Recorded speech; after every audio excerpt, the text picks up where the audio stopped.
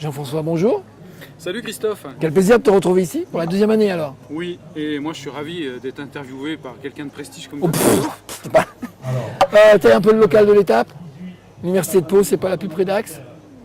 Toulouse, c'est plus près. Pas, je oui, vois, Toulouse enfin, c'est bon. largement plus près. Bon, ben d'accord, je suis pas bon en géographie Bon, du on tout. a hein. 3h30 de route pour qualifier un peu en 3h30 termes de d'effort en voiture. Bon, alors qu'est-ce que tu viens faire cette année à Ludovia? Alors comme il y a un très beau soleil et qu'il fait très chaud, j'ai Ouais. amené 3 casquettes. Oula. Donc, mais je vais te les décrire très vite. Ouais, Donc la première, c'est une casquette de l'Association nationale des acteurs de l'école, ANAE. ouais.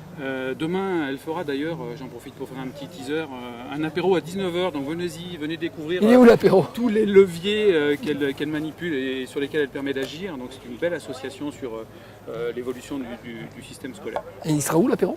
Non, ça, On le dira sur Twitter.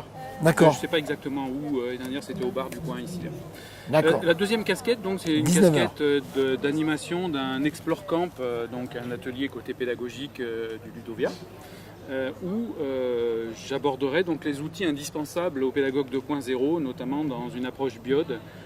Donc voilà, les outils indispensables. Et ça va être vraiment un atelier basé sur la pratique. D'accord, J'incite les gens à venir équipés. Création de contenu, connectés au création de Wi-Fi. vidéos, montage vidéo, des choses comme ça? Oui, par exemple. Et puis bon, utilisation de tous les outils classiques de quiz, etc., de traitement de l'information, de collaboration en ligne.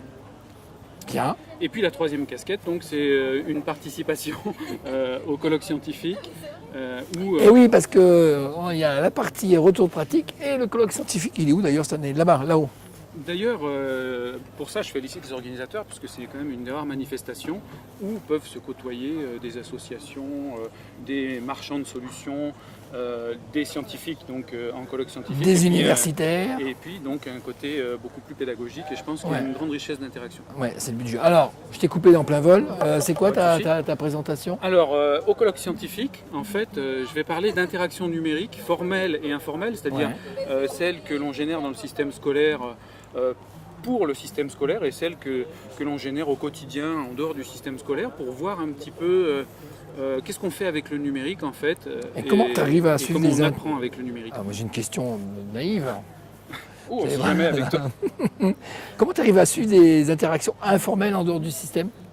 Alors, c'est une enquête à visée sociologique. Ouais. Sociologie des usages, et donc en fait on se base beaucoup Sur des sur questionnaires. des enquêtes alors, qui peuvent être qualitatives sous forme d'entretien, et c'est le cas, c'est-à-dire qu'il y a eu une quarantaine d'entretiens, tout niveau scolaire, parce qu'une des originalités de l'enquête c'est de partir de la 6e et d'aller jusqu'à Master 2 avec le même questionnaire, donc quelque chose d'assez difficile à faire pour éviter d'infantiliser les Master 2 et puis être compréhensible en 6e avec les mêmes questions, c'est quand même du boulot, mais on y arrive. Et voilà, donc l'objectif c'est de leur poser des questions et de voir leur ressenti par rapport à l'usage numérique. Donc il y a d'un côté des questions de pratique, des questions avec des chiffres précis, puis de l'autre côté des questions de ressenti. Donc qui dit colloque scientifique dit publication. La publication elle est en ligne avant, pendant ou après? Alors c'est après que c'est demandé, D'accord. ici, donc dans les Donc mois un qui suivent. bon PDF en ligne à la consulter si ça vous intéresse.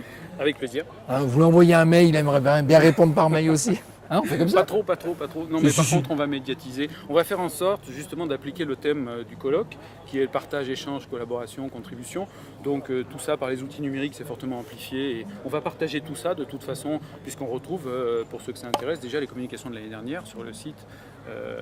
Alors comment ça s'appelle déjà? C'est l'association c'est Culture Numérique. Voilà. Culturenumérique.com, ça doit être le site D'accord. de l'association qui gère le colloque scientifique. Et D'accord. là, Michel Lavigne en dirait plus que moi à ce sujet. Alors moi je vais prendre ma casquette d'universitaire. Qu'est-ce que ça apporte à un universitaire de venir publier à Ludovia? Ou présenter ses travaux à Ludovia? Alors, dans les faits, c'est comme pour tout colloque, puisque le colloque scientifique en lui-même est un colloque comme un autre, c'est-à-dire l'objectif du chercheur, c'est de faire des recherches, de trouver, si possible, des résultats, et puis ces résultats, de les faire connaître pour les confronter à d'autres résultats. Et dans ce partage, cet échange, je reprends le thème du colloque, de résultats, on s'enrichit et on pousse nos propres résultats beaucoup plus loin, et puis on les fait connaître à la planète pour ceux qui veulent les connaître. Donc c'est ça l'objectif. Et ben voilà. Partage, échange, collaboration, contribution. Bon, moi j'ai noté, il y a ça, et demain 19h. Demain 19h, apéro de l'ANAE, ne le manquez pas. Voilà, c'est noté. Hein. Merci, à la prochaine. Avec plaisir Christophe. Ciao. Au revoir.